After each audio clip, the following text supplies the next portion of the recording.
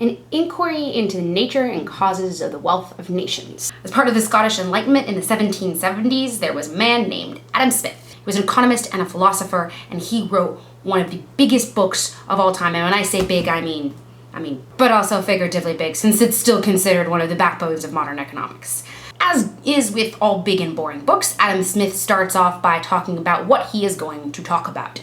In the chapter he calls Of the Plan of Work. Here he outlines what are going to be the 5 major areas of discussion. But before he gets started, he wants to talk about his premise. And his premise really is, what is a GDP? In today's day and age, modern economics defines a GDP as a nation's total output over a given period of time. But according to Smith, a nation's GDP isn't what that nation actually produced, but rather the hours of labor put into that production and how effectively they've been used.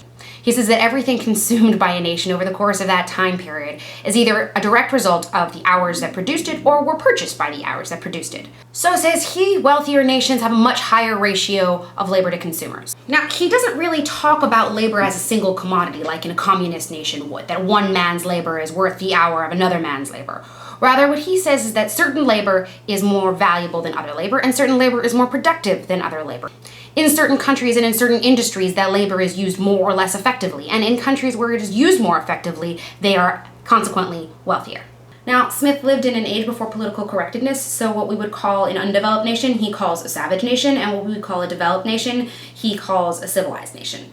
Now, he didn't actually believe that these nations were savage. He didn't think that they were somehow inherently inferior to civilized nations, but rather that they didn't use their labor very productively and therefore couldn't really ever get out of their agricultural state. Did I say something about 5 books? Right. So in the first book, he's going to address the question, how is it that labor in some countries produces more than labor in other countries? And on top of that, he will discuss the natural distribution of produce across different ranks of society. Smith argues that the distribution of wealth is natural, and he talks about how he thinks this came to be. As a secondary argument, Smith claims that the proportion of useful labor within a given nation is subject to the amount of capital stock willing to purchase it. So in the second book, he discusses the idea of capital stock, how it is accumulated, and how it is used to put varying amounts of labor into play. But let's not forget about the governments. Different governments have different policies and different ways to encourage different markets, and no 2 markets are exactly the same. So in the third book, he discusses the circumstances that seem to influence which policies get put into play and their effects.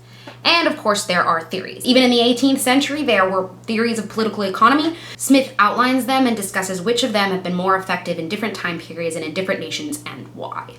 And last but not least, Smith discusses the revenue of a great body of people, what he calls either a commonwealth or a sovereign. I'm going to use the word commonwealth because I think it's a better word. This book he splits into 3 parts. The first is what are the necessary expenses of the Commonwealth, which of those expenses should be paid by the entirety of the Commonwealth, which by only part of the Commonwealth, and which by only specific members of the Commonwealth.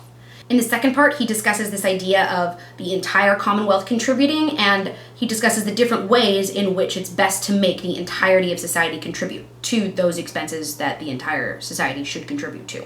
And finally, for the very last part, he discusses this idea of modern debt, and why is it that most modern governments feel the need to mortgage part of their revenue in order to contract debts.